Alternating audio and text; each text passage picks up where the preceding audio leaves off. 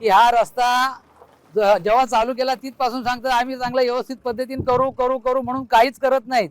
इथे कितीक वेळा ह्या खड्ड्यांमुळे ऍक्सिडेंट होत आहेत आणि ह्या रस्त्याची माती येऊन किती जणांची ऍक्सिडेंट झालीत, तरी देखील हे कॉन्ट्रॅक्टर आहे ते काही दखल घेत नाहीत।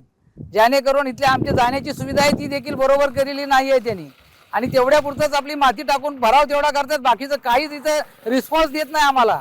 आम्ही काय करायचं नागरिकांनी? इथं सारखे येणं जाणं आहे, त्याच्यामध्ये इथं एवढा जो खड्डा पडला यात गाड्या आपटतात, तिथे ऍक्सिडेंट होत आहेत। वापस त्या फाट्यावरती जवळजवळ 10-15 ऍक्सिडेंट झालीत, तिथं पण ते स्पीड ब्रेकर वगैरे काहीच टाकत नाहीत।